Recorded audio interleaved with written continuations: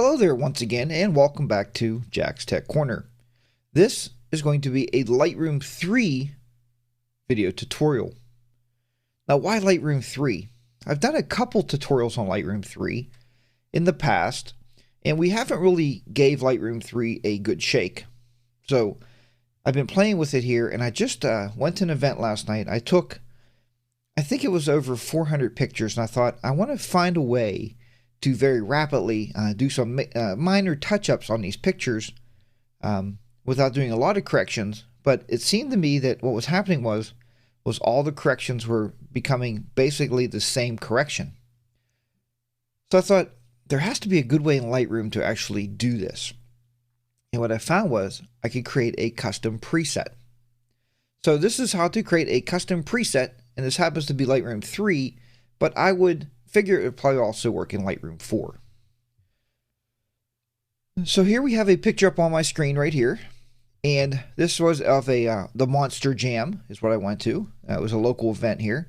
They're known worldwide, I'm sure, monster trucks. But anyhow, the picture I'm working on is here, and what I wanted to do was I want to make some minor settings.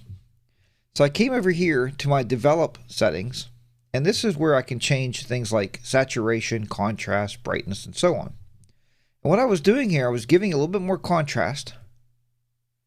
I was upping the contrast just a little bit, upping the clarity just a little bit. Then I was also upping the blacks. If you just see the tires, you'll see the tires get just a little blacker. That's what I was watching, just to make that just a little more crisp. And then I was dropping my exposure just a little bit. And then what I would do is I would go to the next picture that I want to work on, and I would do the same thing. I would up my saturation just a little bit, and I would up my clarity a little bit, and you get the idea. So this time though, we're going to up the clarity a little bit. We're going to do what we did last time. We're going to increase the blacks just a little bit to make the tires just a little darker there. I know it's actually picking up all the black, but it helps a little bit to bring the blacks out. And then we're going to drop this exposure just a little bit. Now this time that picture is the way I want it. Those settings are what I've been using over and over and over. Now what I'm going to do now is I'm going to go over here to presets. There's a little plus sign. I'm going to click the plus sign on presets. And the preset name, I'm going to call it Monster Jam. Because it's just a preset that I happen to be using right now on these basic pictures here. I'm going to leave all the defaults checked down here. I'm sure I can uncheck all those and just check the ones I've been working with, but just leave them all checked. And then we're going to click on create. Now what's going to happen down here in the bottom of your user presets, where it says Lightroom presets, all the way at the bottom under user presets, you'll see a new one called Monster Jam. Now let's go ahead and do the next picture. We'll click on the picture. You can see this is how we want it to turn out. This is the picture that we want to work on. Now I'm going to click on my preset. And with the click of the mouse, everything is done. If you look over here, the saturation is turned up. The clarity is up to plus 25. The blacks are brought up already to 17. And then the exposure is also dropped down just a little bit. Now, I know what you're thinking already is, Jack, not every picture needs the same adjustments. And that is correct.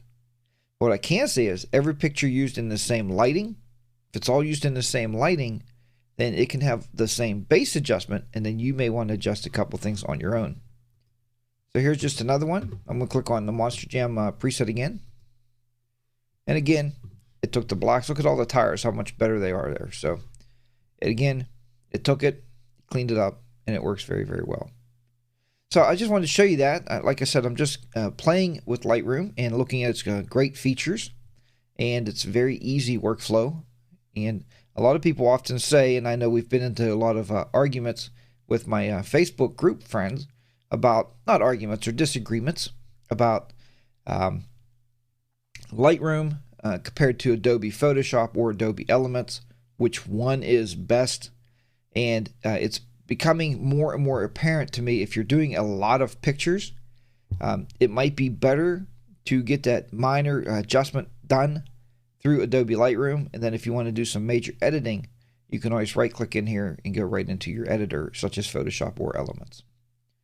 Okay, folks, I hope you've enjoyed this video tutorial on Lightroom, creating a preset, and I'm sure I'll be bringing you some more Lightroom tips and tricks along the way.